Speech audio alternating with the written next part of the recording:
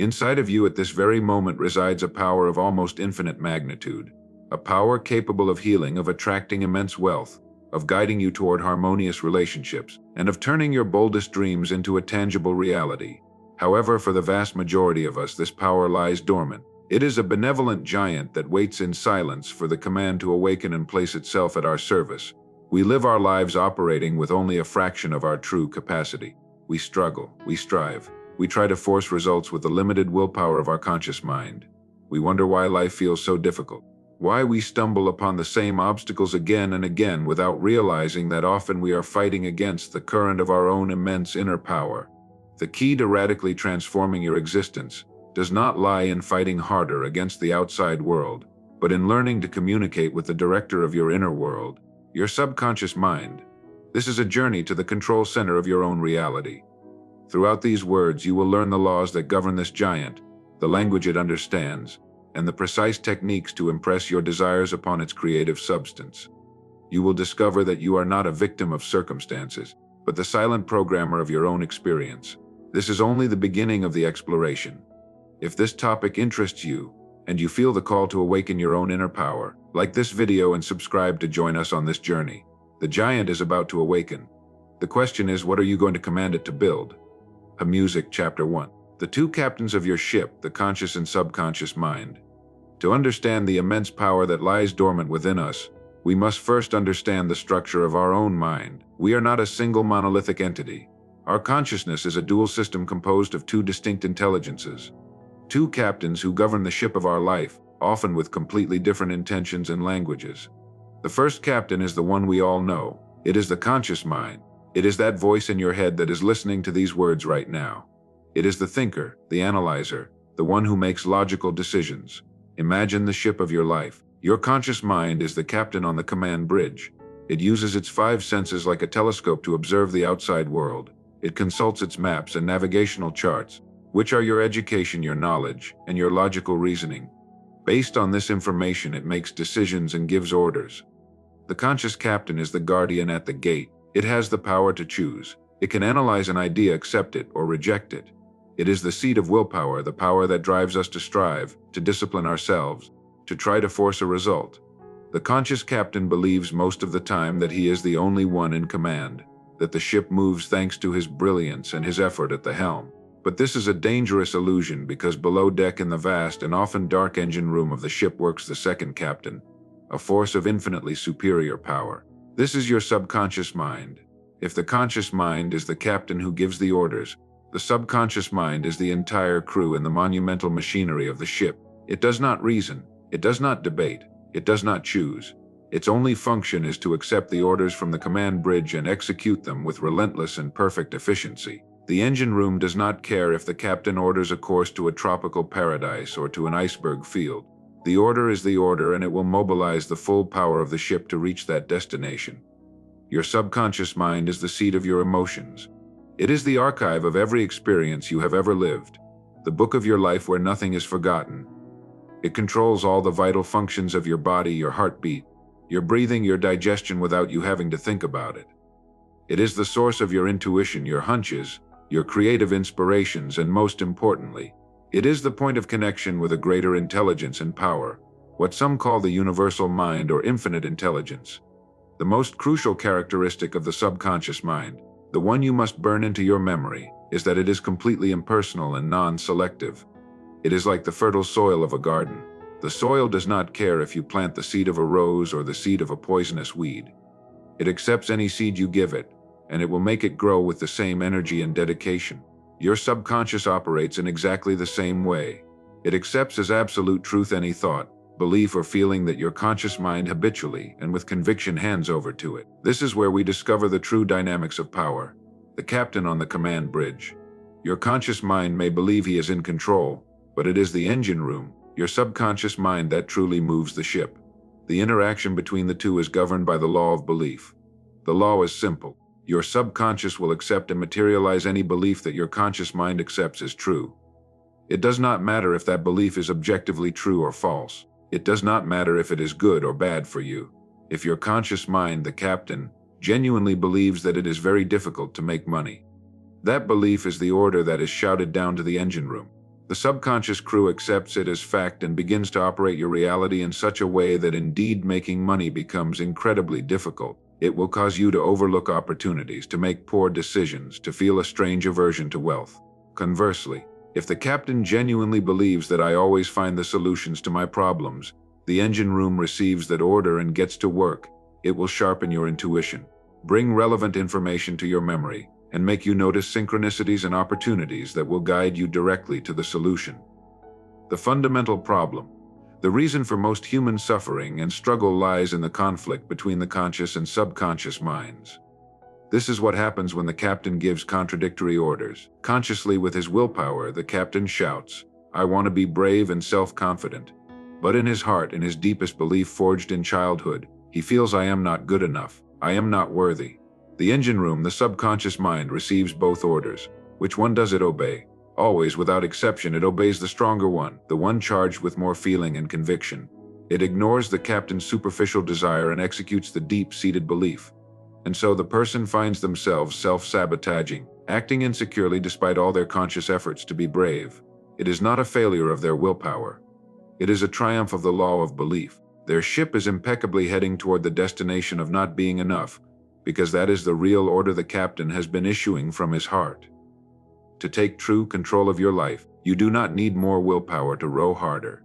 You need to become a better captain, a captain who understands that his most important job is not to force the helm, but to consciously choose the thoughts, images, and feelings he transmits to his powerful and infallible crew. Practice observing your two captains. The first step to becoming a master of your mind is self-observation. You must become aware of the orders you have been giving automatically. Exercise 1. The Captain's and Engine Room's Log. For the next week, dedicate 5 minutes at the end of each day to this exercise in your journal. Create 2 columns. In column 1, orders from the Captain Conscious. Write down the conscious intentions, desires, and goals you had for that day. For example, I wanted to eat healthily. I wanted to be productive and finish my report. I wanted to be patient with my family. In column 2, actions of the crew, subconscious, write down what actually happened, your automatic behaviors and your dominant feelings.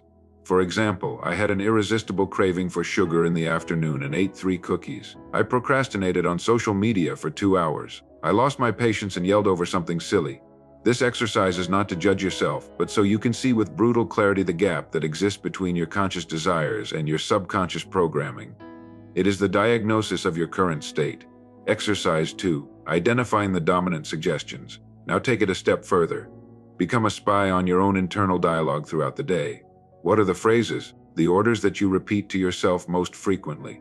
Carry a small notebook with you or use a notes app. Every time you catch yourself with a strong repetitive thought about yourself or about life, write it down. Are they predominantly negative? Phrases like "this is too hard," "I'll never make it," "the same thing always happens to me," "how stupid I am," or are there any positive ones? "I can handle this," "I'll find a way," "things usually work out for me." This list will reveal the default programming that your engine room is running 24 hours a day. These habitual thoughts and the feelings they generate are the master orders that are creating your reality.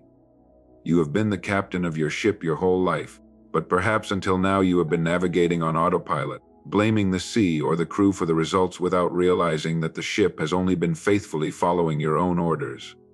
The beliefs you have accepted as true. The first and most crucial step toward mastery is not learning to control the ocean, but to control the captain. It is to consciously take command. Now that you know your two captains and the power dynamic between them, you are ready to learn the specific language that the engine room understands, the language that transforms a simple desire into an executive order. Chapter 2, The Supreme Law. Your mind believes everything you tell it. The conscious captain gives the orders and the subconscious crew obeys. This is the fundamental dynamic that governs the ship of your life. But with what ink are these orders written, so that the engine room understands them without a doubt? What is the immutable law that governs this communication between your two minds? The law is astonishingly simple, and understanding it is the master key to unlocking your full potential. The law is this: your subconscious mind will accept as absolute truth any idea, thought, or belief that your conscious mind presents to it with sufficient conviction and feeling. To understand this in its full depth, let's use a metaphor. Imagine that your subconscious mind is the most fertile plot of land in the world, a rich, dark soil capable of growing anything with prodigious vitality. Your conscious mind is the gardener, and your habitual thoughts, Ideas and beliefs are the seeds that this gardener plants in the soil. The most important thing you must understand about this soil is that it is completely neutral and impersonal. It has no preferences. It does not judge. Its only nature is to grow whatever is planted in it. If the gardener plants the seed of a rose, the soil will use all its power to produce a beautiful and fragrant rose. If the gardener out of ignorance or carelessness plants a seed of nightshade, a poisonous plant, the soil will grow it with the same care and the same energy. The soil does not say, "Oh, this is poison. I refuse to grow it." Its law is that of unconditional growth. Your subconscious mind operates under this same supreme law. It does not reason. It does not debate. It does not tell you if your thoughts are useful or destructive. It simply accepts them as seeds and uses its immense power to make them germinate and manifest as circumstances, conditions, and experiences in your life. Here we discover the origin of everything we experience. Health and illness, wealth and poverty, success and failure are not the result of chance or luck. They are the harvest of the seeds we have been planting consciously or unconsciously in the garden of our mind our entire lives. The power of a belief to materialize in the body and in life is something that science has rigorously observed and documented. Although it often cannot fully explain it, the clearest and most fascinating example is the placebo effect. Imagine a patient with an ailment. A doctor, an authority figure, gives them a sugar pill, but tells them it is a new and powerful medicine that will cure them. This is a suggestion. The patient's conscious mind, the gardener, accepts this suggestion as a truth. It plants the seed of "I am being healed" in the fertile soil of their subconscious. What happens next?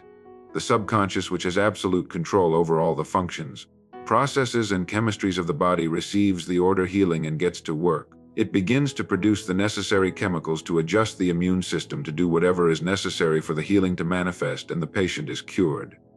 The sugar pill had no power. The power resided in the patient's belief, activated by the doctor's suggestion. The subconscious simply executed the blueprint it was given.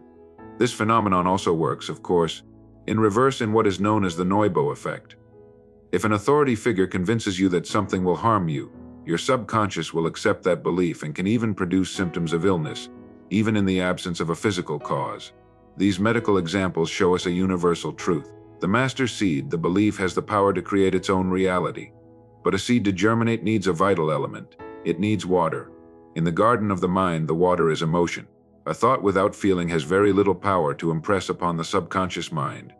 You can repeat the affirmation, "I am prosperous," 1,000 times a day with your conscious mind. But if while doing so you feel the anxiety of bills to pay, if you feel the contraction of scarcity, what real order is your subconscious receiving? You are planting a seed of wheat with your lips, but you are watering it with the poison of fear and doubt. And your subconscious, which responds to the language of emotion above all else, will grow the harvest of the dominant feeling. The true formula for mental reprogramming is thought, feeling, belief. A clear and defined thought, the seed consistently watered with a congruent emotion. The water is what creates the conviction, the belief that the subconscious accepts as an irrevocable order. Your subconscious does not respond to what you think. It responds to how you feel about what you think. The feeling is the seal that validates the order for the engine room. By understanding this law, you realize that your greatest responsibility in life is to become the guardian at the gate of your mind. Your conscious mind has a power we often underestimate, the power to choose. You have the ability to choose the seeds you allow to enter the fertile garden of your subconscious. Every day the world tries to bombard your garden with foreign seeds. The news throws you seeds of fear and crisis. Social media throws you seeds of comparison and inadequacy. Cynical or pessimistic people throw you seeds of doubt. If you do not exercise your power as a guardian, these seeds will take root without you realizing it and begin to grow like weeds in your life. Your job as a conscious captain is to examine every thought and every idea before allowing it access to the engine room. You have the authority to reject any thought that does not serve your well-being. When someone tells you that's impossible or you're not good enough, your conscious mind has the power to stop that suggestion at the gate and say, "I reject this idea. In my reality, everything is possible and I am more than enough." By doing this, you protect your garden from external contamination. Practice becoming a conscious gardener. These exercises are designed for you to stop being an unconscious gardener and become the deliberate cultivator of your reality. Exercise 1, the seed inventory. For the next 3 days, become an impartial observer of your own thoughts. Keep a journal and create 3 columns. Column 1, thoughts that empower me, rose seeds. Note here any thought that generates feelings of confidence, joy, gratitude, or capability. I handled that problem well. What a beautiful day. I'm grateful for this person. Column 2. Thoughts that limit me. Nightshade seeds. Note here any thought of doubt, fear, self-criticism, complaint, or pessimism. I'll never get it done. How stupid of me. Nothing ever goes right for me. I hate the traffic. Column 3. Neutral thoughts. Note here purely functional or observational thoughts. I need to buy milk. It's raining. The goal of this exercise is not to judge yourself, but to become aware. At the end of the 3 days, review your lists.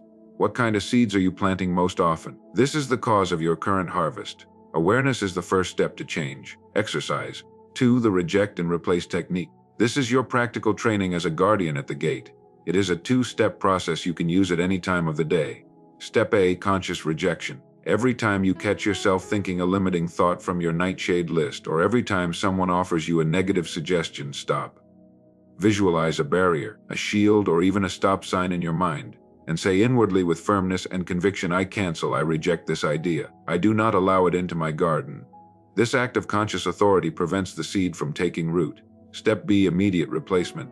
Immediately after canceling the negative, plant an opposing and empowering seed. Water this new seed with a positive emotion, however slight. For example, if the thought is, I'm afraid of failing at this presentation, you cancel it and replace it with, I am perfectly prepared and capable of communicating my value with confidence. I feel a growing calm and security. If someone tells you the economic situation is terrible, it's impossible to prosper, you cancel that suggestion and affirm inwardly regardless of external circumstances. I am a center of prosperity and I always attract everything I need. This technique practiced diligently is like weeding and planting new flowers. At first it requires effort, but over time the new thought pattern becomes automatic. Your subconscious mind is the most powerful and obedient servant you will ever have. It does not argue with you, it simply complies. The quality of your life, therefore, does not depend on external circumstances but on the quality of the seeds that you, the gardener, choose to plant each day in the sacred and fertile ground of your mind. Chapter 3. The language of the subconscious. Imagination over logic. Armed with the sword of willpower, we try to rip out the weeds by force. We tell ourselves with martial discipline, I will not think about scarcity anymore. I have to stop worrying. I am going to force myself to be confident. We enter an all-out battle against our own mental patterns, believing that with enough effort and struggle we can subdue them, and almost always we fail spectacularly. The more we fight against a thought, the stronger it becomes. The more we force ourselves to feel something, the more elusive that emotion becomes. We end up exhausted, frustrated, and convinced that we lack the necessary willpower to change. But the problem is not our lack of will. The problem is that we are using the wrong tool. We are trying to speak to the engine room in a language it doesn't understand. And even that causes the opposite effect. The French psychologist Émile Coué formulated a fundamental law of the mind that explains this perfectly. It is the law of reversed effort. The law states when the will and the imagination are in conflict, the imagination always wins without exception. Let's think of a simple example. Imagine a wooden plank 10 m long and 1 m wide placed on the floor. Could you walk on it from one end to the other without falling? Of course, with total ease. It requires almost no effort of your will. Now imagine that same wooden plank placed between the rooftops of 200-story buildings. Could you walk on it now? Your will, your conscious desire to cross is the same. But now your imagination has entered the equation. You begin to imagine the fall, the void, the terrible end. The more you try to force yourself to walk, the more vivid the images of falling become. Your imagination of failure paralyzes your will to succeed. The conflict has begun and the imagination will always win. This principle operates in every aspect of our life. When you try to force yourself to sleep, your imagination fills with images of yourself tossing and turning in bed, and the result is insomnia. When you try to force yourself to remember a forgotten name, your mind goes blank. It is only when you give up and stop trying that the name suddenly appears in your consciousness. The struggle, the forced effort, the tension, these are the language of the conscious captain. But the subconscious does not respond to force. It responds to a much more subtle, ancient and powerful language, the native language of the subconscious. If we want to communicate effectively with the engine room, we must stop shouting orders in the captain's language and start whispering in the native language of the crew. This language is composed of 3 main elements. The first is images and symbols. The subconscious mind thinks in images. It is proverbial. If I tell you don't think about your house, it's too late. The image of your house has already appeared in your mind. The image is instant, holistic, and loaded with meaning. The conscious mind, in contrast, thinks in words which are linear and abstract. The subconscious does not process negatives well. When you tell yourself, "I don't want to be sick," the image your subconscious receives is that of sickness. This is why visualization is one of the most powerful reprogramming tools that exist. A clear and vivid image of your goal is a direct and understandable order for your subconscious. The second element is feeling and emotion. As we saw in the previous chapter, feeling is the water that makes the seed of thought germinate. The subconscious is the emotional mind. You can have a mental image of a bank account with $1 million, but if upon seeing it, you feel the anxiety of doubt or the frustration of lack, the message your subconscious receives is not $1 million, but anxiety and lack. Emotion is the signature that validates the order. An image, no matter how clear, has little power if it is emotionally neutral. But an image, even a blurry one, if it is charged with the feeling of joy, peace, or gratitude, is a top priority order. The third element is stories and metaphors. The subconscious adores narratives. A simple story can bypass the critical filter of the conscious mind and plant a powerful idea directly in the subconscious garden. This is why parables and myths have been the most powerful teaching tools of humanity for millennia. When you listen to a story, your conscious mind relaxes, follows the plot, but your subconscious mind absorbs the symbolic message and the hero's transformation as if it were its own. Telling yourself a new story about your life is one of the most effective ways to rewrite your internal script. Images, feelings, and stories. This is the language we must learn to speak, and the faculty that allows us to use this language is the imagination. This is where we must correct another cultural misunderstanding. We often consider imagination as a form of childish escapism, an unproductive daydream. Nothing could be further from the truth. Imagination, when used in a disciplined way, is not an escape from reality. It is the workshop where the reality of the future is forged. Every bridge, every symphony, every company first existed as an image in someone's imagination. Imagination is the creative faculty of God in man. It is the portal through which the infinite power of your subconscious takes shape. Imagination is the master key because it resolves the conflict between will and belief. When you try to force a result with your will, you are fighting against your current programming.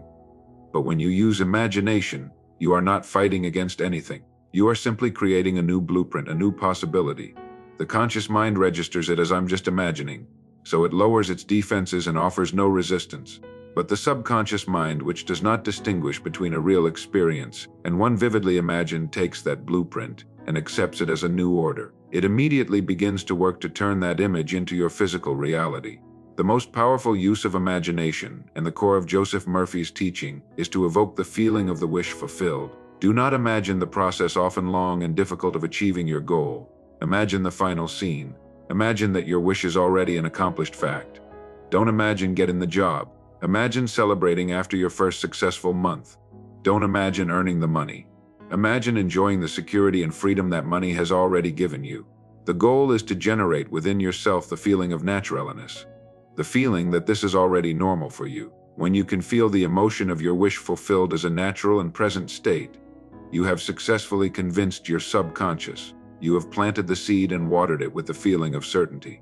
From there, the growth is automatic. Practice training your disciplined imagination.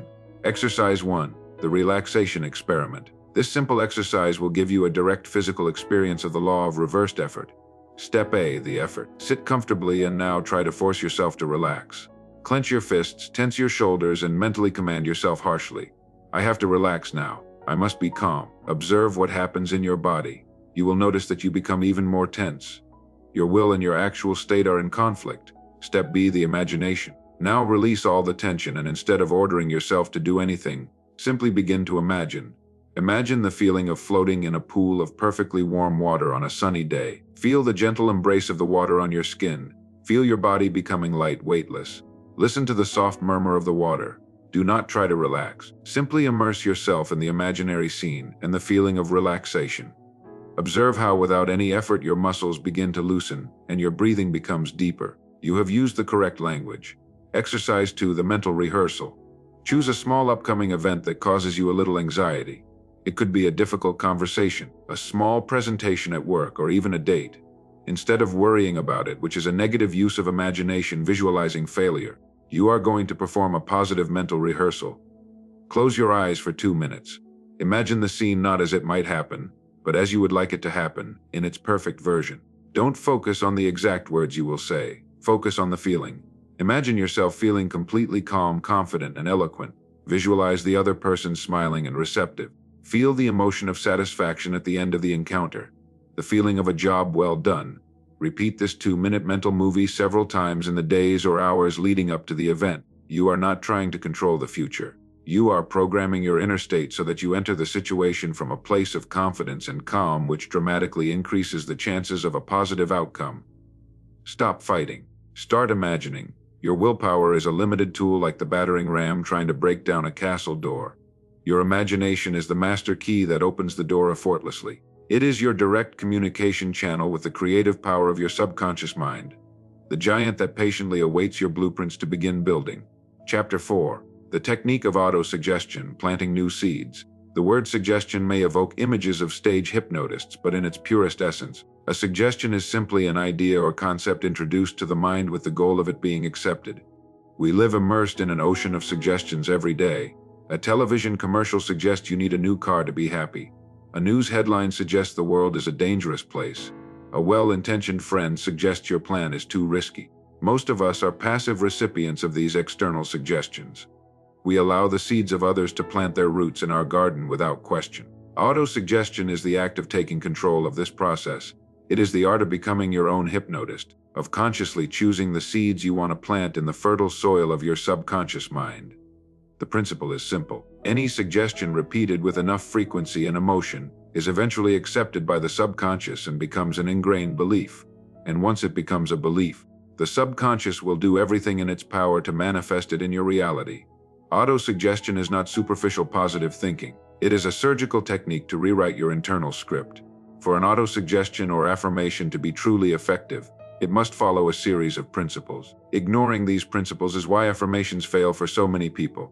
The first principle, simplicity and clarity. Your subconscious mind is like a child. It does not respond well to complexity, long sentences, or abstract concepts. It needs a clear, brief, and direct order. An affirmation like "I am in the process of developing a multifaceted strategy to improve my financial situation" is useless. It's too long, too intellectual. Your subconscious tunes out. Instead, an affirmation like "money flows to me easily and constantly" is infinitely more powerful. It's simple, it's direct, it's a clear image. The second principle, the present tense. This is perhaps the most common mistake. We often formulate our desires in the future tense. I am going to be rich, I will get that job, I will be healthy. By doing this, we are giving the subconscious a very precise order to keep that desire in the future. And the subconscious obediently ensures that wealth, the job, or health are always a little further away on the horizon, but never here and now. The subconscious only operates in the eternal present. To impress it, you must formulate your affirmation as if your desire were already an accomplished fact. Not "I am going to be," but "I am." Not "I will have," but "I have." By affirming your desire in the present tense, you create the feeling that it is already a reality on the mental plane, which is the only plane your subconscious understands. The third principle, the emotional charge. As we have already seen, a thought without emotion is a seed without water. You can repeat a phrase 1,000 times, but if you do it mechanically like a parrot, it will have very little effect. The key for an affirmation to penetrate the subconscious is to feel the emotion of the affirmation as if it were already true. Before you start repeating your affirmation, take a moment to evoke the feeling. If your affirmation is "I am a success," close your eyes for an instant and ask yourself, how would I feel if this were absolutely true right now? Perhaps you would feel calm, confident, grateful, joyful. Connect with that emotion, let it flood your body, and then from that emotional state, begin to repeat your affirmation. Now, the words are not just words. They are vehicles charged with the energy your subconscious needs to begin building. The fourth principle, persistence. Planting a seed once and expecting a harvest is absurd. Subconscious reprogramming is not a one-time act. It is a process. It requires constant and persistent repetition to overcome decades of old programming. Imagine your old limiting beliefs as deep ruts in a dirt road. A single pass of a new car will not create a new route.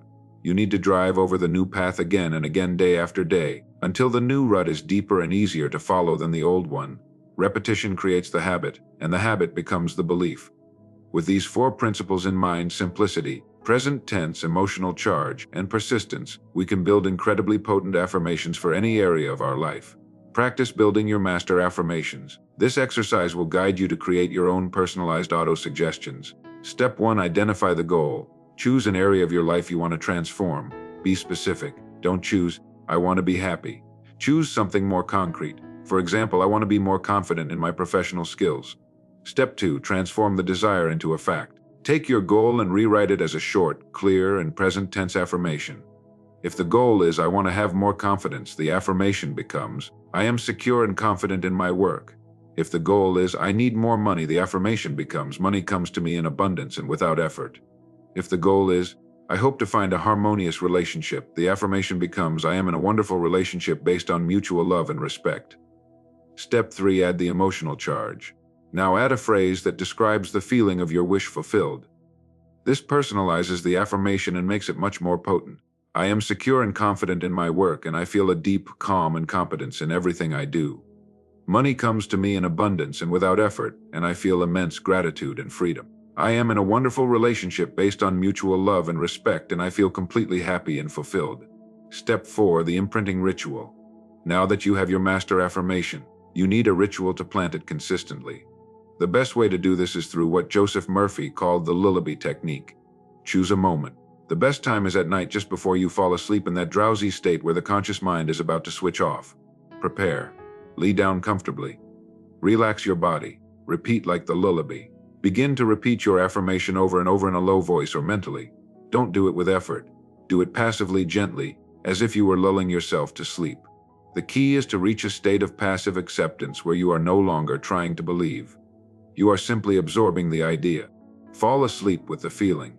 The goal is for the last conscious idea you have before sleeping to be your affirmation, and above all, the feeling that accompanies it. This way, your subconscious mind will work on that idea throughout the night. Perform this ritual every night with persistence. Remember that you are reversing years of programming. Be patient and trust the process. Overcoming common obstacles. As you practice, you may encounter resistance from your conscious mind. This is nonsense. It will tell you you're lying to yourself. This is normal. It's the old captain trying to maintain control. When this happens, do not fight that voice. Simply acknowledge it with kindness and return to your practice. With each repetition of your affirmation, you are weakening the old captain's authority and strengthening your direct connection with the engine room. Another obstacle is impatience. We want immediate results, but growth in nature has its own rhythm. You don't dig up the seed every day to see if it's growing. You plant it, you water it, and you trust that the law of growth will do its work. In the same way, once you have planted your affirmation in the subconscious, let go of the need to see immediate results. Continue your practice with a quiet faith, knowing that you have set an infallible law in motion. Auto-suggestion is the act of consciously choosing the seeds you want to see flourish in your life. It is reclaiming your power as the gardener of your own reality. It is the deliberate dialogue with the giant within you. Chapter 5. The Cinema of the Mind, the Magic of Visualization. This is the language of the image. Your subconscious mind thinks in images. It is its native language. If I say the word success, your conscious mind understands the abstract concept, but your subconscious mind immediately searches for an image. Perhaps the image of an office with your name on the door, that of your family smiling on vacation, or that of an audience applauding. The image is instant, holistic, and unlike words, is always accompanied by an emotion. For this reason, disciplined imagination, the act of deliberately creating images in your mind, is the most powerful tool you possess for subconscious reprogramming. This is not a simple daydream or an escapist fantasy.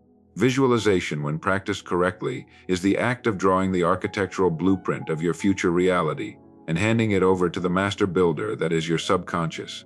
The most potent technique for this is what we will call the mental movie technique. It consists of becoming the screenwriter, director, and lead actor of a brief scene that represents your wish already fulfilled. It is not a documentary about how you are going to achieve your goal. It is a short film that shows the happy ending. The fundamental principle that makes this technique so powerful is the key to all manifestation.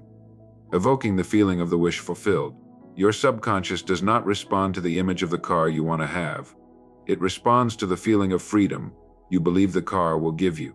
It does not respond to the image of the bank account with a certain number. It responds to the feeling of security and peace you associate with that number. Therefore, the mental movie should not focus on the process of struggling to get something. It should focus on the moment after you have already gotten it. Do not visualize the act of receiving the check. Visualize the act of paying your bills with a smile and a feeling of relief and gratitude. Do not visualize the difficult conversation. Visualize the embrace of reconciliation that comes after. By focusing on the end and feeling it as real, you are generating the emotional signature that your subconscious recognizes as an order to materialize. Creating your master movie is an art. It requires clarity, sensoriality, and above all, feeling. The creation of your master movie step-by-step guide. Step 1. Define the happy ending. The first step is to have absolute clarity about what you desire, and then to condense that desire into a single brief scene that unequivocally implies its fulfillment. The scene should be short, no more than 10 or 20 seconds, so you can easily repeat it like a loop.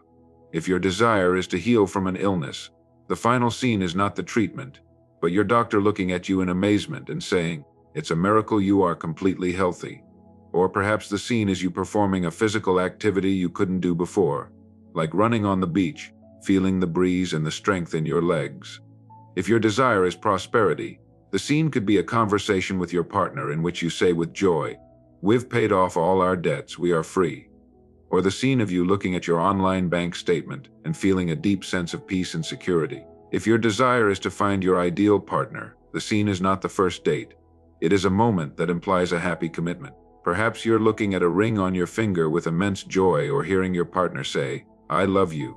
The scene must be personal, significant, and must generate a strong positive emotional response in you.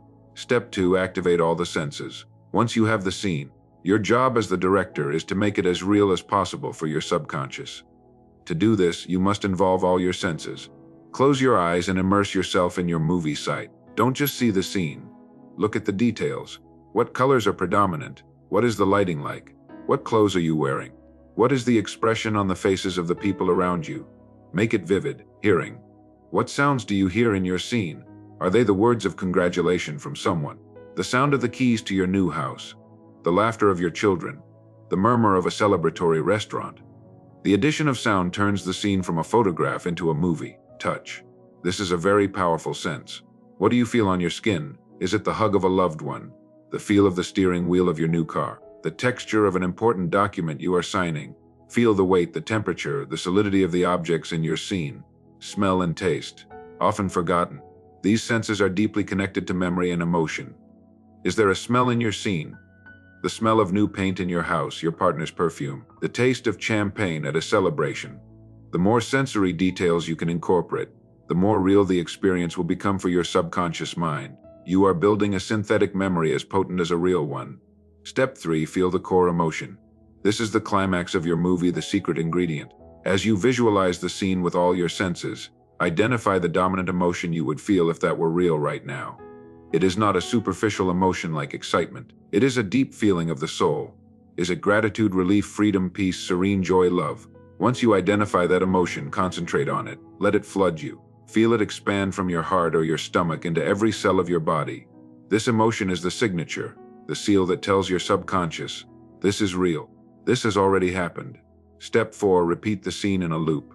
Now that you have your sensory and emotionally charged movie, your job is to project it. Repeat the brief scene in your mind over and over in a continuous loop. The goal is for the scene to become so familiar, so natural that it loses its quality of fantasy and acquires the quality of a quiet and certain memory. Practice your private screening session. Exercise 1. Your movie script. Take your journal based on the 4 steps above. Write the script for your mental movie. It doesn't have to be long. Title of the wish, X. Financial freedom. The final scene, X. I am sitting on the balcony of my house looking at the sea. I check my bank's app on my phone and see the balance that allows me to live without worries. I smile. Sensory details, sight, the bright blue of the sea, the sun reflecting on the water, the clear numbers on the phone screen, hearing, the gentle sound of the waves, the singing of birds, touch, the warmth of the sun on my skin, the breeze, the smoothness of the coffee cup in my hand, smell, taste the smell of coffee in the sea, core emotion, deep peace, a feeling of relief and gratitude that relaxes my entire body. Having your script in writing will give you immense clarity and help you focus your visualization session each time. Exercise 2. The nightly cinema ritual. As we learned with autosuggestion, the most powerful time to impress the subconscious is in the drowsy state, just before sleeping. This is your time for your private screening session. Step A. Lay down comfortably and relax your body completely. Enter that dreamlike state where you are no longer fully awake but not yet asleep. Step B. Now begin to project your mental movie. Charge the scene with all the sensory details and above all with the core emotion. Step C. Repeat the scene in a loop over and over gently and without effort. If you get distracted, simply return kindly to your movie. Step D. The goal is for you to fall asleep while living and feeling your wish fulfilled. Let the last awareness you have before falling asleep be the emotion of your reality already manifested. By doing this, you hand over a clear task and a detailed blueprint to your subconscious mind for it to work on throughout the night, rewiring your beliefs and attracting the necessary circumstances for its manifestation. Your imagination is not an escape from reality. It is the projector that illuminates it. It is the architect's tool with which you design your future. What you project with faith and feeling on the screen of your mind, your subconscious will accept as an order and will build it brick by brick in the workshop of the world. Chapter 6. The Power of Sleep. Programming your mind while you sleep. Imagine you want to deliver a message of vital importance to the king of a vast empire. During the day, the king is in his throne room, surrounded by his council of ministers, his guards, and endless courtiers competing for his attention. This is the conscious king. If you try to approach, your message will be analyzed, debated, questioned, and most likely rejected by the skeptical counselors before it even reaches the monarch's ears. But at night, the king retires to his private chambers. The guards relax. The counselors are gone. The hustle and bustle of the court dies down. There is a brief and magical moment just before the king falls into a deep sleep in which his mind is calm, receptive, and alone. If you could whisper your message in his ear at that precise instant, it would enter directly into his consciousness without filters or resistance. This is the perfect metaphor for the dynamic between your conscious and subconscious mind. During the day, your conscious mind, the king on his throne, is active, alert, and protected by the guardian of logic and doubt. But twice every 24 hours, this guardian lowers his guard. These are the golden moments for reprogramming, the direct portals to the throne room of your subconscious. These two moments are the drowsy state, the dreamlike period just before you fall asleep at night, and the similar period just after you wake up in the morning before your conscious mind is fully activated. Dr. Joseph Murphy, like many other masters of the mind throughout history, insisted that these moments are by far the most powerful for sowing the seeds of your desires. Why? Because in this state, known scientifically as the alpha or theta brainwave state, the activity of your conscious mind and its critical faculty are reduced to a minimum. The door between the conscious and subconscious worlds opens wide. In this state of passive receptivity, your subconscious mind is extraordinarily suggestible. An idea planted at this time is like a seed planted in the most fertile, freshly plowed soil. Ignoring the power of these moments is one of the biggest mistakes we make in our quest for personal transformation. We often do the opposite. The last thought we have before sleeping is usually a worry.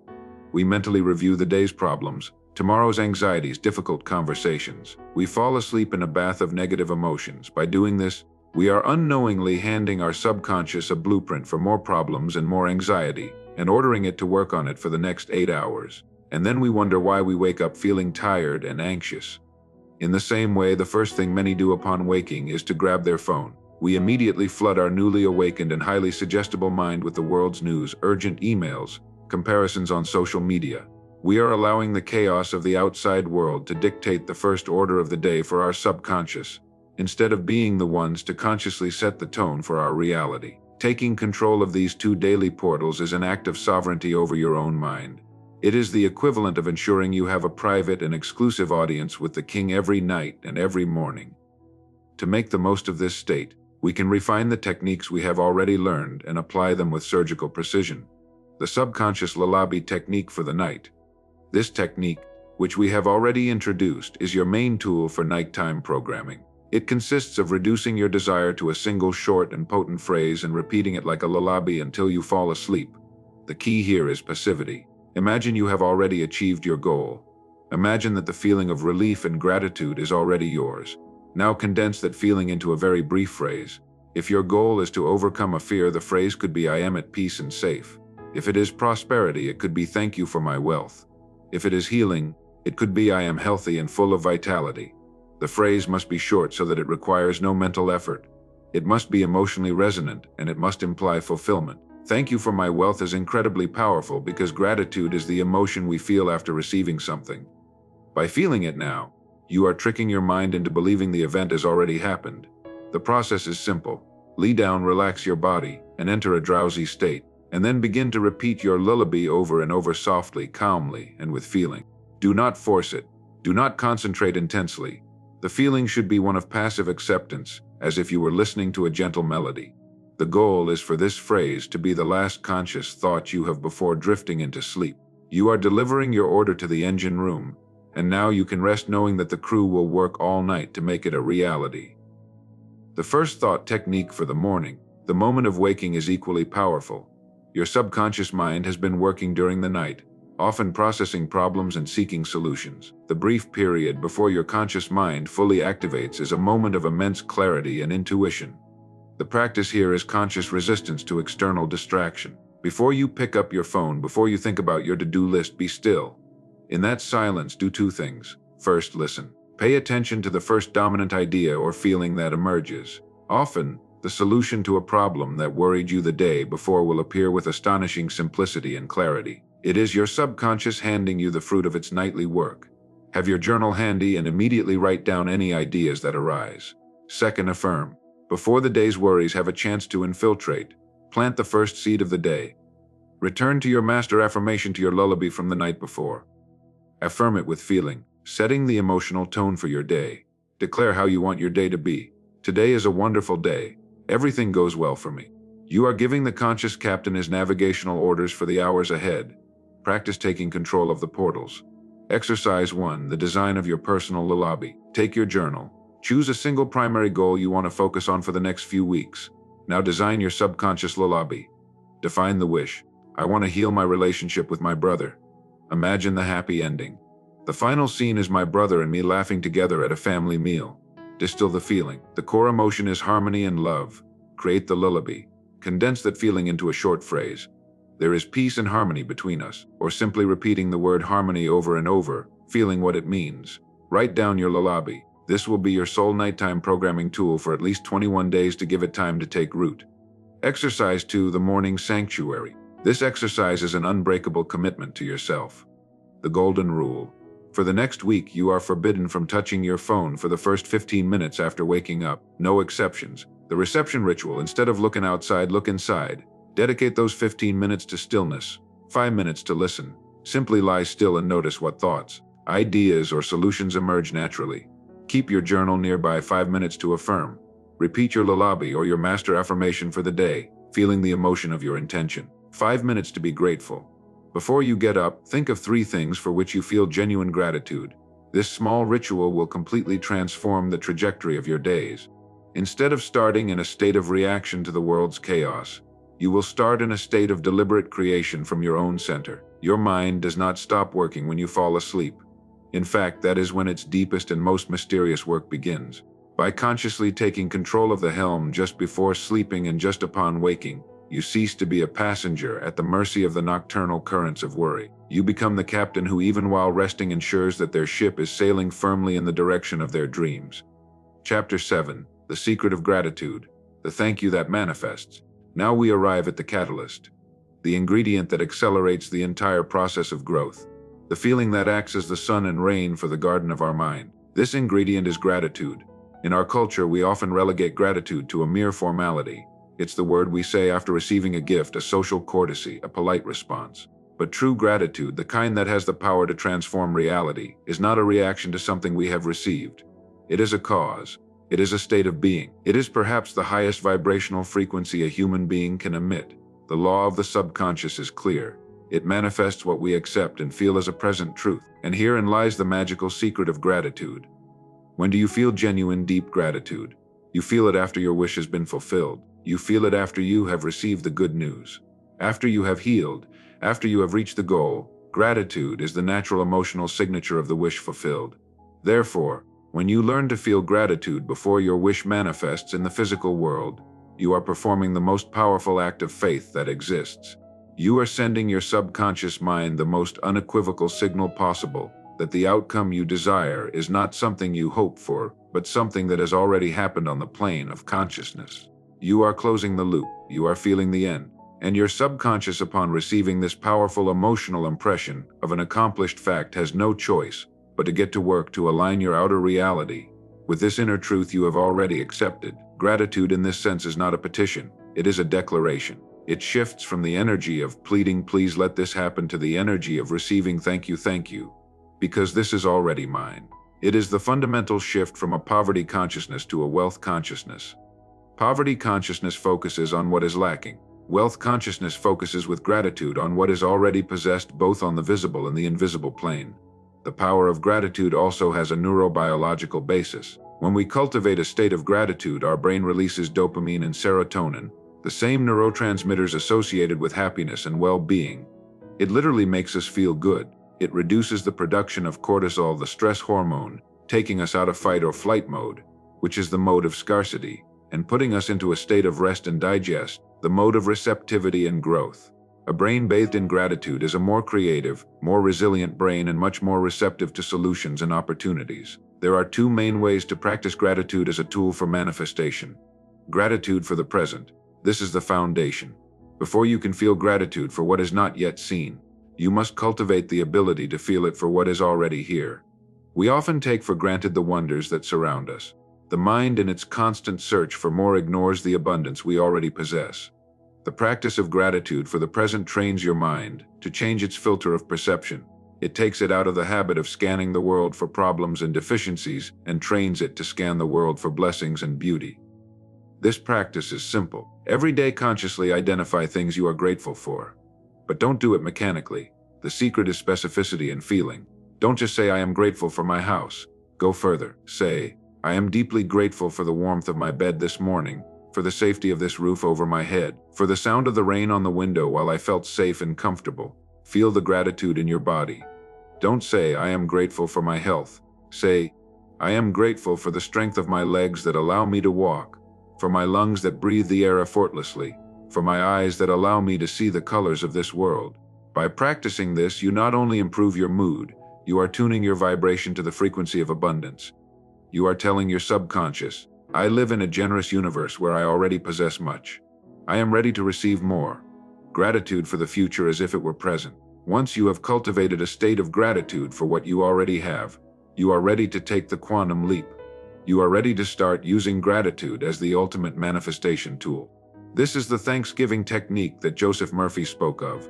It consists of giving thanks for your specific desire as if you had already received it. It is the act of living in the end not with hope but with a quiet and grateful faith. Practice the ritual of manifesting gratitude. Exercise 1. The Present Gratitude Journal. This is your daily training to tune into abundance. Every morning before you start your day, write in your journal 3 specific things you are grateful for at this moment. Follow the rule of specificity and feeling. Every night before you sleep, write down 3 new things that happened that day for which you are grateful. This trains you to look for the good in your daily experience. It can be something as simple as a pleasant conversation, a delicious meal, or a moment of peace. This practice alone has the power to transform your perspective and your emotional state in a matter of weeks. Exercise 2. The Prayer of Future Thanksgiving. This is your tool for manifesting a specific desire. It is not a prayer of pleading. It is a prayer of affirmation. Step A. Define your wish with clarity. As always, know exactly what you want. X. To get the marketing director position. Step B. Formulate the declaration of gratitude. Now assume you have already received it and express your thanks. Write your prayer in the past or present tense. Example: "Thank you, infinite intelligence of my subconscious, for guiding me to the perfect position for me. I am immensely grateful for this opportunity to use my talents, for the wonderful compensation I receive, and for the fantastic team I work with. I feel deep joy and satisfaction. Thank you. Thank you. Thank you." Step C. The Ritual of Feeling. Read this declaration every night in your drowsy state, but don't just read the words. Your real job is to feel the emotion of gratitude. Feel as if you have just hung up the phone after receiving the news that you got the job. Let the emotion of victory, relief, and gratitude flood you. Feel that emotion in your heart, in your stomach. Fall asleep in that state of gratitude. Overcoming doubt. How can I be grateful for something I don't have? This is the logical question your conscious mind will raise. The answer is simple. You don't do it with your logical mind. You do it with your disciplined imagination. Your subconscious mind, as we already know, does not distinguish between what is real and what is vividly imagined. Your job is not to lie to yourself. Your job is to play a role. You are an actor on the stage of your mind. And for the 5 minutes of your practice, your role is that of the person who has already achieved their desire. A good actor does not pretend to feel the emotion. They genuinely generate it from within. If you find it hard to feel gratitude for something that seems very far away, start with something smaller and more believable. If your goal is $1 million and it seems impossible, start by being thankful for an unexpected sum of 100. When that manifests, your faith will be strengthened and you can move on to the next level. Build your muscle of faith with gratitude step by step. Gratitude is the bridge between the dimension of the idea and the dimension of form. It is the final seal you put on your order for the subconscious. It is the frequency that tells the universe not I want but I am ready to receive. When your desire is preceded by a thank you, you cease to be a beggar who asks and become a co-creator who acknowledges a truth that is about to manifest. We have learned to communicate with our subconscious. We have learned to give it clear orders through auto-suggestion and visualization. And now we have learned to seal those orders with the power of gratitude. We are equipped with the fundamental tools of reprogramming. Chapter 8, Your Right to be Rich. Programming Prosperity. We now come to the most practical and for many the most desired application of these mental laws, the creation of wealth. And the first thing we must do before applying any technique is a deep cleaning of our mental terrain. We must confront one of the most widespread and damaging limiting beliefs of our culture, the idea that there is some inherent virtue in poverty, or that the desire for wealth is somehow selfish, unspiritual, or evil. This is one of the greatest acts of sabotage we have perpetuated against ourselves. Life by its very nature is expansive. A tree does not try to grow just a little. It grows as tall and as lush as it can. A river does not try to flow with a trickle of water. It flows with all the abundance its banks allow.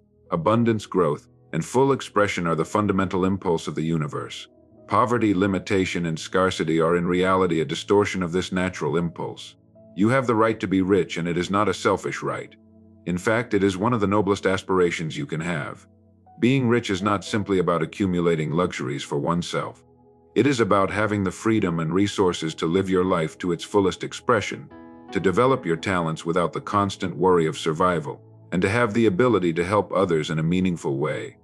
A person with a kind heart but empty pockets can offer sympathy. A person with a kind heart and an abundance of resources can build a hospital. Your desire for wealth, when it comes from a place of purpose, is the desire to have a greater positive impact on the world. Therefore, the first step to programming prosperity into your subconscious is to give your conscious mind permission to desire it without guilt. It is to accept wealth not as a necessary evil but as a natural expression of a life well lived. Once we have cleared this fundamental belief, we can begin to understand why so many intelligent and hardworking people struggle with money their entire lives. The reason is that they have cultivated a poverty consciousness. They live mentally in a state of lack, and their subconscious obediently reproduces that lack in their financial reality.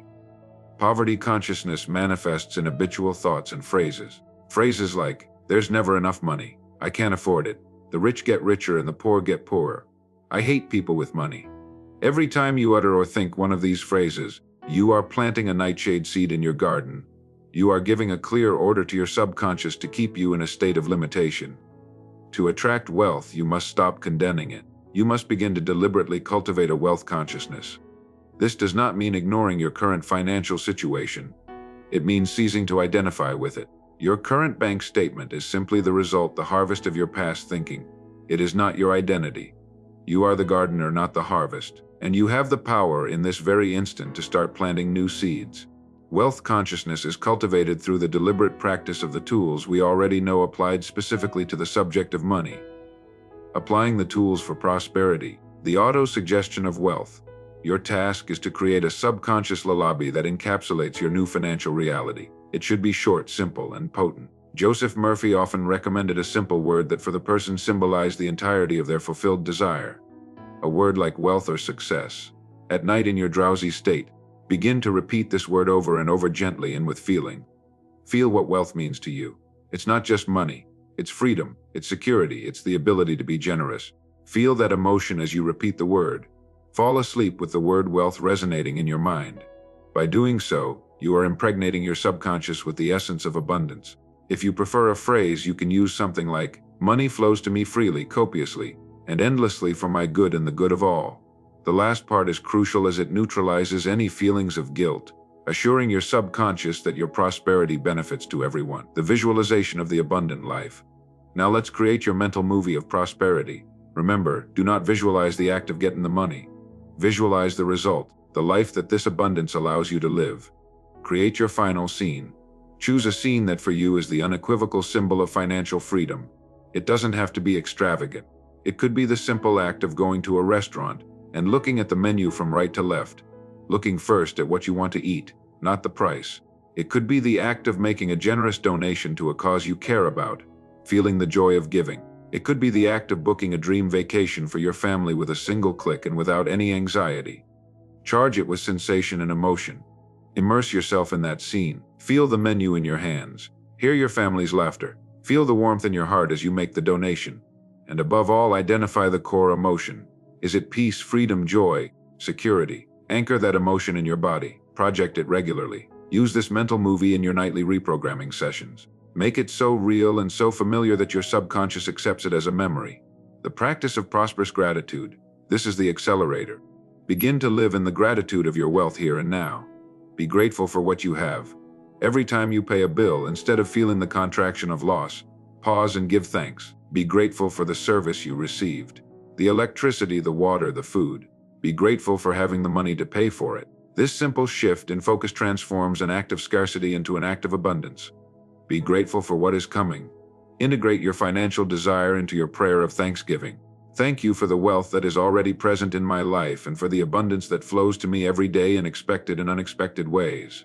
A case study, the story of a salesman. Joseph Murphy tells the story of a salesman who was struggling to make ends meet. He felt inferior to his more successful colleagues and was full of resentment. Every morning he would tell himself, "I'm not going to make any sales today." And his subconscious obediently made sure that was the case. After learning these principles, he radically changed his approach. Every night before sleeping, he created a mental scene. He imagined himself in his office at the end of a successful day, happily filling his appointment book with appointments and sales. He felt the satisfaction of a job well done, self-confidence, the gratitude for his success. He replayed this mental movie over and over during the day. Every time he was tempted to think, "I can't," he would cancel that thought and affirm with conviction, "The sales I make are for the good of all, and the law of abundance operates through me." Within a month, his reality began to change. He became one of the top salesmen in his company. He didn't change his job or his product. He changed his mind, and by changing his inner world, his outer world transformed to reflect it. Practice your reprogramming plan for wealth. Exercise 1. The diagnosis of your financial consciousness. Open your journal for the next 3 days. Pay special attention to your thoughts and words about money. Note every time you complain about the price of something. Note every time you feel envy for someone else's success. Note every time you say or think, "I can't afford it." Note every time you feel anxiety when looking at your bank account. This diagnosis will show you with brutal clarity the poverty consciousness you have been cultivating. Exercise 2. The 21-day wealth ritual. Consistency is key. I propose a 21-day challenge to install your new wealth consciousness. Every day, without exception, commit to doing the following. In the morning, 5 minutes upon waking before picking up your phone, read your wealth affirmation with feeling. Then spend a few minutes feeling genuine gratitude for 3 things you already possess. During the day, every time you catch yourself in a thought of scarcity, use the cancel and replace technique. At night, 10 minutes in your drowsy state, perform your mental movie of prosperity. Feel it is real and then fall asleep repeating your subconscious lullaby. Wealth, success, thank you. Your right to be rich is a right to life, to freedom, and to the full expression of your talents. Prosperity is not something you must chase in the outside world. It is something you must accept and cultivate within. You are the gardener of your destiny. The seeds of infinite wealth are already in your hand. Start planting them today. We have applied these powerful laws to the creation of material wealth. But the power of your subconscious mind goes far beyond money. It can influence matter in an even more intimate way in the chemistry and biology of your own body. In the next chapter, we will explore the inner pharmacy and how you can use your mind to support healing and well-being. Chapter 9. The inner pharmacy, the subconscious and healing. We now arrive at the most intimate and for many the most miraculous application of the laws of the mind. We are going to explore the deep connection between your thoughts, your beliefs, and your biology. We are going to open the doors of the most sophisticated and powerful pharmacy that exists. The pharmacy you carry within you. Modern medicine, with its incredible advances, has often led us to see the body as a biological machine, a collection of parts that wear out and break down, and which must be repaired from the outside with drugs or surgery. While these interventions are often necessary and life-saving, this mechanistic view completely ignores the conductor of the orchestra who governs every process of this machine, the subconscious mind. Your subconscious mind not only built your body from a single cell, but it also directs all its autonomous functions every second of every day. It controls your heart rate, the digestion of your food, the repair of your cells, and the complex ballad of your immune system. It does all of this without your conscious intervention, following the original blueprint of perfect health with which you were born.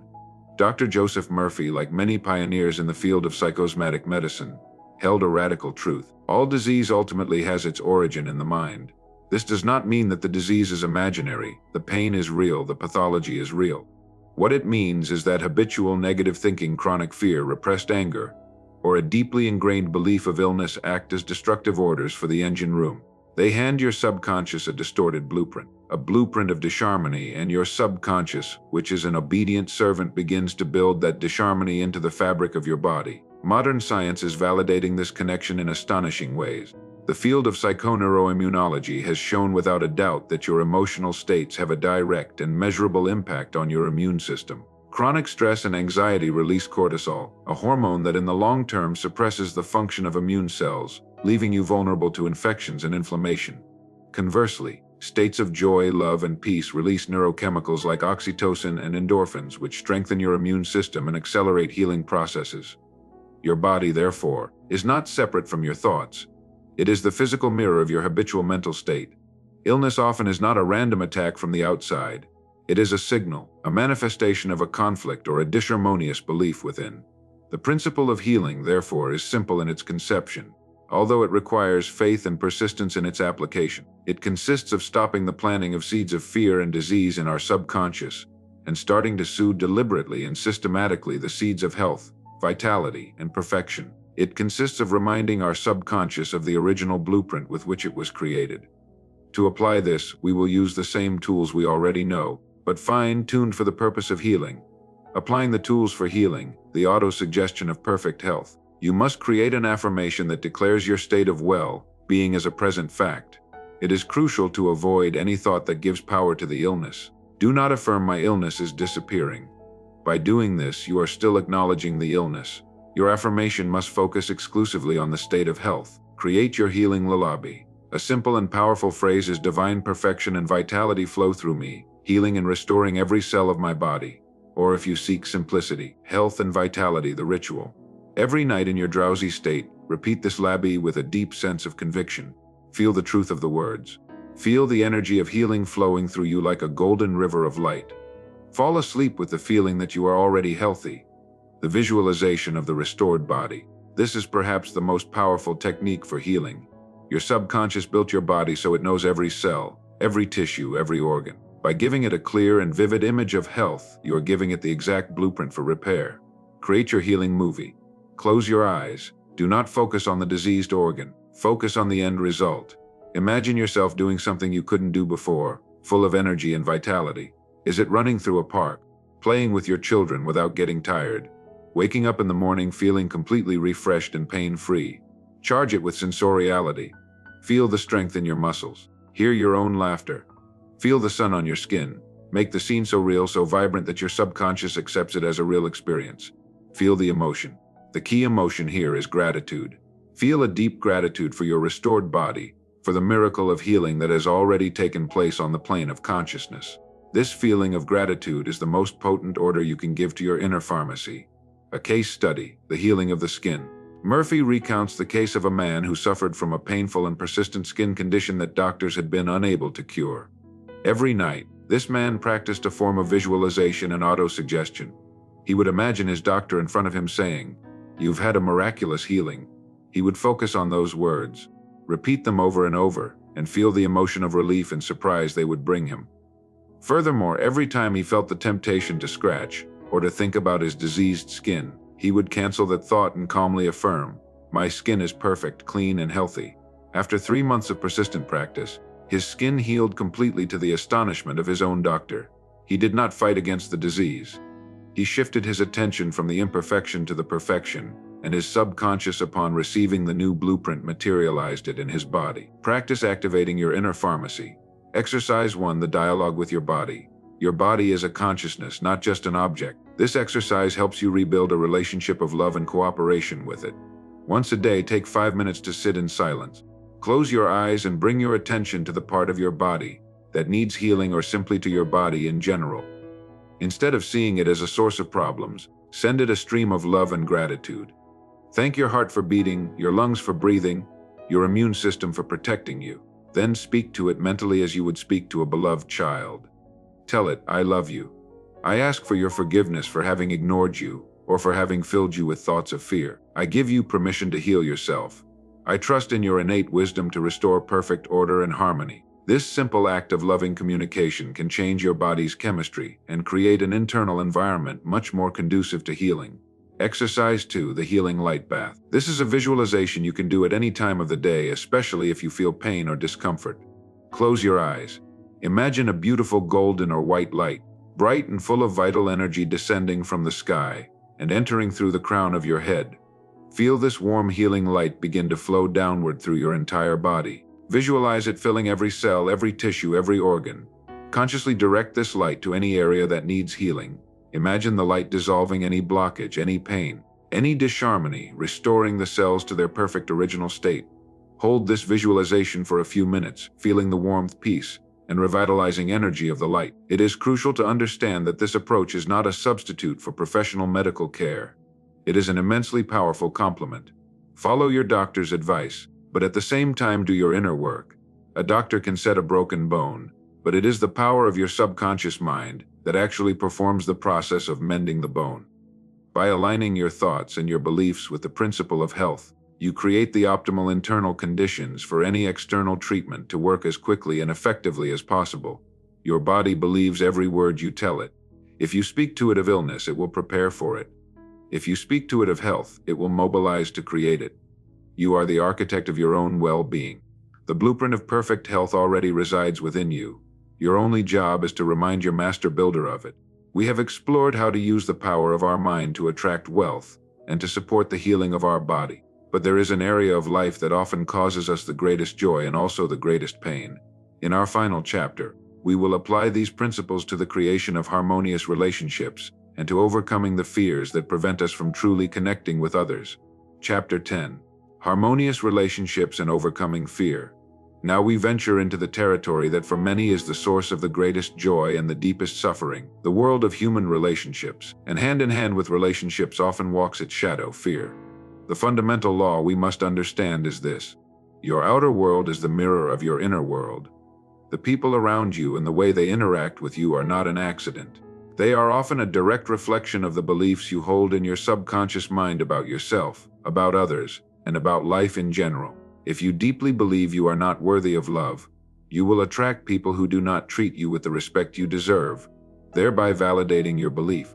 If you are convinced that people always disappoint you, your subconscious will ensure that you filter your experiences to focus solely on the disappointments, ignoring acts of loyalty, and you will behave in a way that subtly causes others to fail you. The most common mistake we make is trying to change the other person. We use criticism, arguments, manipulation, or pleading to try to make the reflection in the mirror change. But the mirror cannot change by itself. It can only reflect a different image if the image in front of it changes first. The only person over whom you have absolute power of transformation is yourself, and herein lies the key to healing any relationship. When you change your concept of yourself and of others, others must change their response to you. It is a law. Either the person in question begins to reflect your new belief, or naturally and often without conflict, they fade from your life and their place is taken by someone who is in harmony with your new state of consciousness. Programming harmony in your relationships. To heal or improve a relationship, whether with a partner, a family member, a boss, or a colleague, you must stop focusing on their flaws and start working on your own mind. The affirmation for the other technique. This is one of the most beautiful and powerful techniques that exist. Choose the person with whom you have a conflict. Instead of mentally reviewing their faults, you are going to do the opposite. In a state of calm and receptivity, you are going to affirm for that person all the qualities you would like them to express. If your boss is authoritarian and critical, instead of feeding your resentment, relax and affirm with sincerity. I think of boss's name. I wish them peace, harmony, wisdom, and understanding. I recognize the divine intelligence within them, and I know they are being guided to act with justice, kindness, and respect toward all their employees, including me. I radiate peace and goodwill toward them, and they return it to me. By doing this, you are not being naive. nor are you trying to magically manipulate them. You are doing two things. First, you are radically changing the atmosphere of your own mind, moving from the poison of resentment to the healing energy of goodwill. This changes your body language, your tone of voice, and your actions toward them. And second, you are imprinting a new relationship pattern onto your own subconscious, and your subconscious will seek ways to manifest that harmony. The mental rehearsal of reconciliation. If you have to face a difficult conversation or want to heal a rift, use the cinema of your mind. But not to project the disaster movie that your fear anticipates, but to rehearse the movie of harmony. Enter your drowsy and relaxed state. Imagine a calm and peaceful conversation with that person. Don't focus on the exact words. Focus on the emotion. Imagine yourself listening with empathy, speaking calmly and kindly. Visualize the other person as receptive and understanding. Bring the scene to a harmonious conclusion.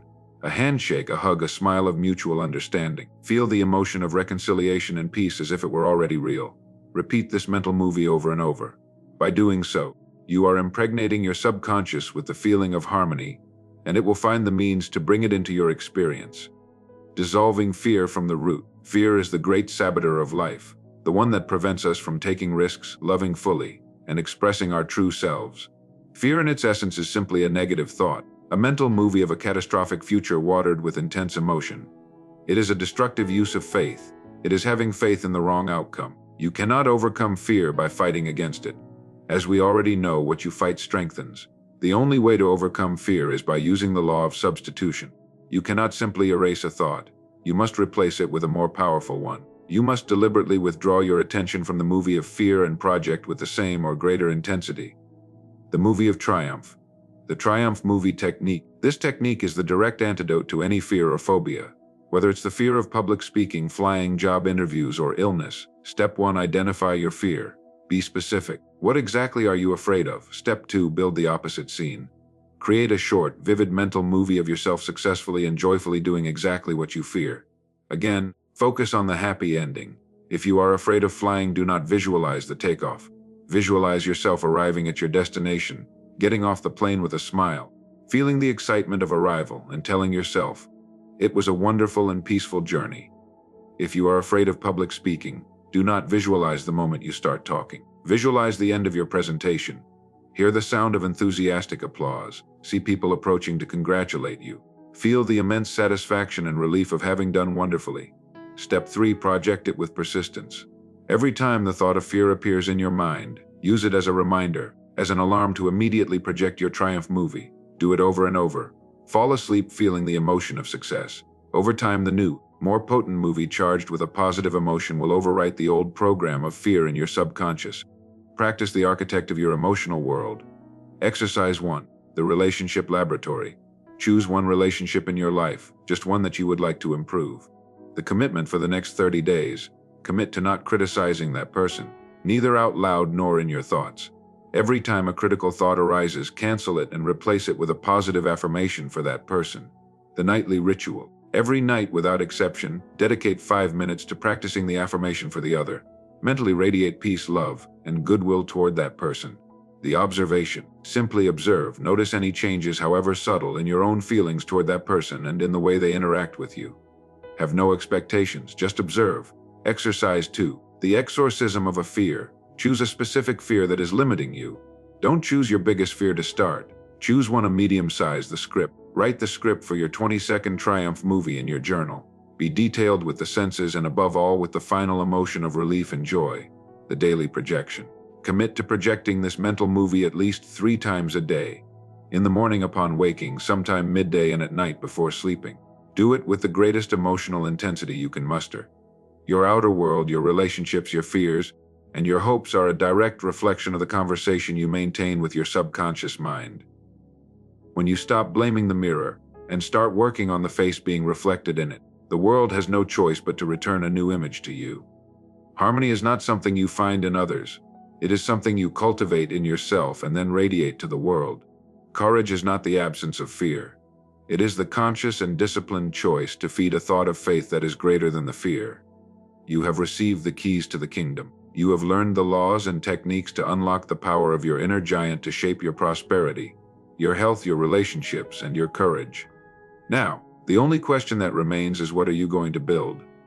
Our journey began with the image of a sleeping giant, an immense power that lay dormant within us. We have walked through the operating manual of our own mind, discovering the two captains who govern our ship and the supreme law that rules them, the law of belief. We have learned the language of the engine room, that of imagination and feeling, and we have practiced with the tools of the mental architect, auto-suggestion, visualization, and gratitude. We have seen how to apply this power to shape our prosperity, our health, and our relationships. The power, as you have seen, has always been within you. It is not something you acquire. It is something you recognize. The subconscious is not an external force you must conquer, but a faithful servant awaiting your orders. And that makes you, your conscious mind, the most important figure in your universe. It makes you the guardian at the gate. Your responsibility and your greatest power in this life is to consciously choose the thoughts you allow to enter the fertile garden of your mind. Every thought you choose, every feeling you cultivate is a seed you are planting in eternity, because that will inevitably produce its effect. Your journey does not end with this audiobook. It begins now. Your first task is not monumental. It is simple. Pay attention to the next thought you choose, to the next seed you plant. You are the captain of your soul and the master of your destiny. If this journey of discovery has resonated with you, we invite you to continue exploring the power of the mind by subscribing to our channel, Path of Knowledge. A like on this audiobook tells us that you found this content valuable. And if you believe this message can awaken the sleeping giant in someone else, we encourage you to share it.